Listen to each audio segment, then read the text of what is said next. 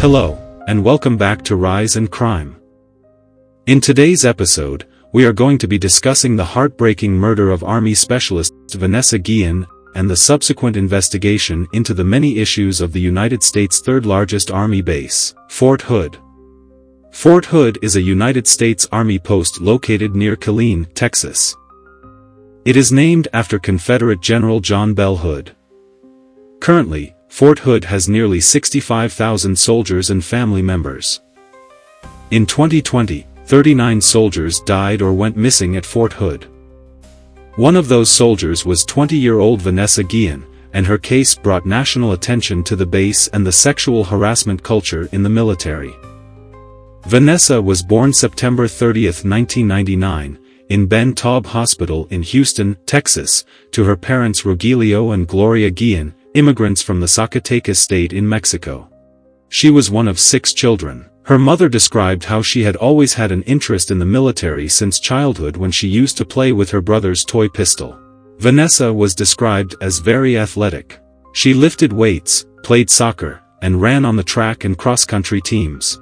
She also enjoyed attending church with her mother, and she always wore around a gold necklace with the Virgin Mary on it. She graduated from Cesar E. Chavez High School in 2018, in the top 15% of her class, and despite her mother's reservations, Vanessa enlisted at 18 years old.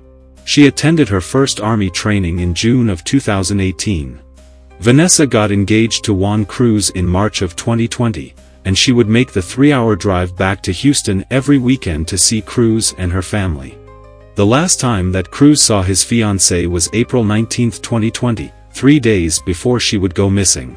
Vanessa was last seen April 22, 2020, around 12 p.m. in the parking lot of her squadron's headquarters at Fort Hood.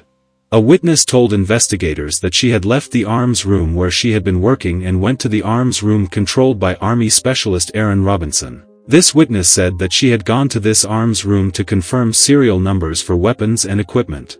Robinson said that he read her the serial numbers, gave her paperwork, and she then left. He believed she was headed to the motor pool. Vanessa had 2 close friends at Fort Hood, Tay Hightower, and C.J. Landy. Vanessa and Hightower had made plans for that evening to go hiking after Vanessa got off work. At 6 p.m., Hightower went looking for Vanessa. He went to her room and her roommate answered the door. When Hightower asked her roommate if she had seen Vanessa and she said no, he went back outside and walked to the parking lot where he saw Vanessa's Jeep parked. He immediately suspected that something was up and went and found Landy, their friend, and told him that Vanessa was missing.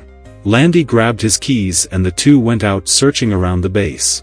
Hightower and Landy weren't the only ones who were concerned about Vanessa. She hadn't been responding to any calls or texts from her family and hadn't posted anything on social media. As day turned to night, Vanessa's fiancé and her sister, Myra Guillen, made their way to Fort Hood. It was after midnight before they arrived, and they were told by a staff sergeant that they needed to come back in the morning. Hightower found out around 10 p.m. that Robinson had been the last person Vanessa had worked with, so he called him. He said that Robinson answered the phone as if he were just waking up. He said that Robinson told him that he hadn't talked to Vanessa when they were in the arms room together. Landy said that Robinson seemed upset that everybody kept blowing up his phone. By the next morning, military police were at Fort Hood and word had gotten out about Vanessa's disappearance. Rumors began to swirl about what had happened to Vanessa or where she potentially was. Hightower said that he had heard that Vanessa had been kidnapped at a church and that someone had taken her 3 hours away. He said he heard so many rumors that he didn't know what to believe. After being missing 2 days, Vanessa was marked by the Army as AWOL, or absent without official leave. At the time of her disappearance, there was no missing soldier protocol in place at Fort Hood. Investigators searched Vanessa's phone and found that the last person she texted was Robinson. Police spoke with Robinson and he told them that Vanessa left his arms room after completing her tasks. He said that he then went to spend the night with his girlfriend off of the base. His girlfriend, Cecily Aguilar, backed up his alibi. Vanessa was reported missing on April 23, and on April 24, the U.S. Army Criminal Investigation Command posted a news release asking for the public's assistance in finding her. Thousands of soldiers searched the buildings, barracks, fields, training areas, lakes, and trails of Fort Hood. Nearly a month after Vanessa's disappearance, investigators spoke with two witnesses who said that they saw Robinson exiting the arms room on the day that Vanessa was last seen with a large case, called a tough box, which they said he then loaded into his car before driving away. They both agreed that the box appeared very heavy in weight. 2 months after Vanessa had disappeared, on June 18, 2020, authorities found skeletal remains close to the base of Fort Hood. Investigators determined almost immediately that the remains were too old to be Vanessa's. They were eventually identified as the remains of another missing Fort Hood soldier, Gregory Morales, who had gone missing almost a year prior to the discovery of his remains, in August of 2019. Morales had been listed as a deserter, but upon finding his remains, the Army now suspects that foul play was involved and his death is under investigation. That same month, investigators learned that Robinson's phone had pinged in Belton, Texas on the night of Vanessa's disappearance. It had pinged near a bridge by the Leon River, only about 30 minutes away from Fort Hood.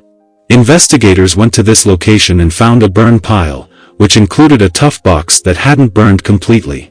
The pile went 3 feet into the ground and investigators could tell that the dirt was fresh, but they didn't see any human remains. Investigators brought in a cadaver dog, which signaled that a body might have been thrown into the water. While looking at Robinson's phone, they also noticed that he had called Aguilar multiple times during the night that Vanessa had gone missing. Aguilar claimed that he had been calling her so many times that night because she couldn't find her phone. On June 30, 2020, contractors that were working on a fence came upon a terrible odor in the area that investigators had been searching. They called the sheriffs, which were soon followed by Texas Rangers and the Fort Hood Criminal Investigation Division. Investigators found human remains that had been buried and covered in concrete.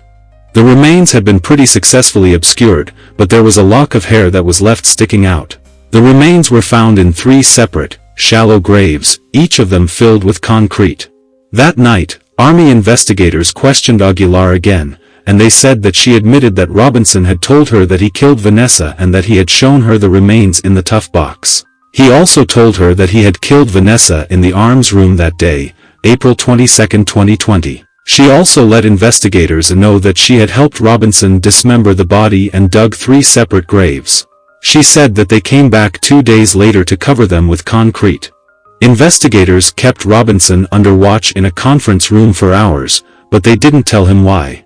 Soldiers were working in shifts to watch Robinson. While he was in this room, Robinson did have access to his phone, and he was allowed to talk to his girlfriend, Aguilar, who was still with investigators and permitted them to record the calls between the two.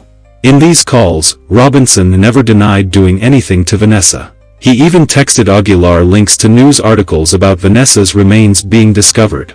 Around 10 p.m., Robinson was heard talking on the phone to who investigators believe was his mother, saying, "Don't believe what you hear about me."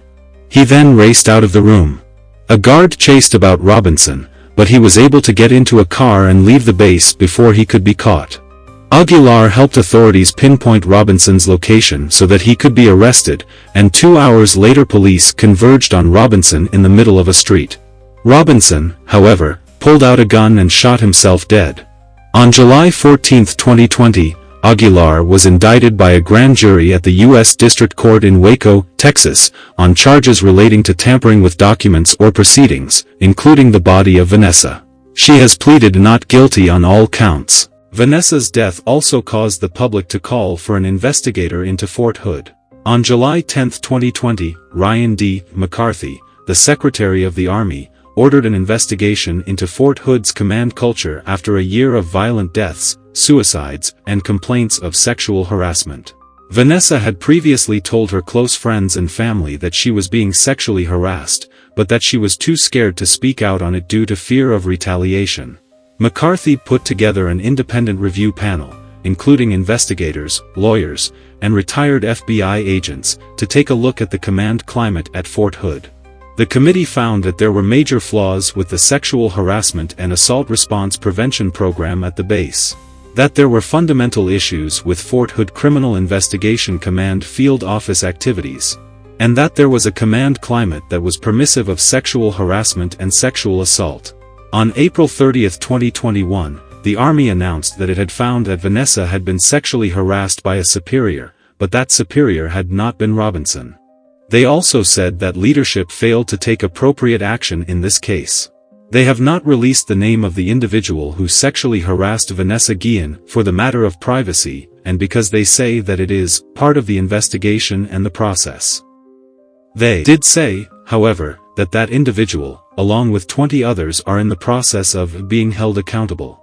11 people have been removed from their positions permanently, and all 21 individuals have black marks on their records. Chris Swecker, a former leader in the FBI who was also a member of McCarthy's independent review panel, stated that even though the investigation found no evidence that Robinson harassed Vanessa, it didn't mean that on the morning of her murder, he wasn't in the act of assaulting or harassing her. He said that before that, however, there was no evidence that Robinson had harassed her. On the eve of the first anniversary of Vanessa's murder, the Army dedicated a gate to her memory at Fort Hood. Also, largely because of Vanessa and her case, President Joe Biden signed an executive order that establishes sexual harassment as a specific crime under the Uniform Code of Military Justice. Cecily Aguilar is currently being held without bond in the McLennan County Jail and has been there since her arrest in July of 2020. She is facing 11 criminal counts after she was indicted by a federal grand jury in July of 2021. No trial date has been set currently. There has still been no motive released as to why Aaron Robinson killed Vanessa Guillen. That is it for today's case. Please let us know what you thought by subscribing or leaving a rating or review. We hope that you can tune in for our next one. Have a great day and stay safe.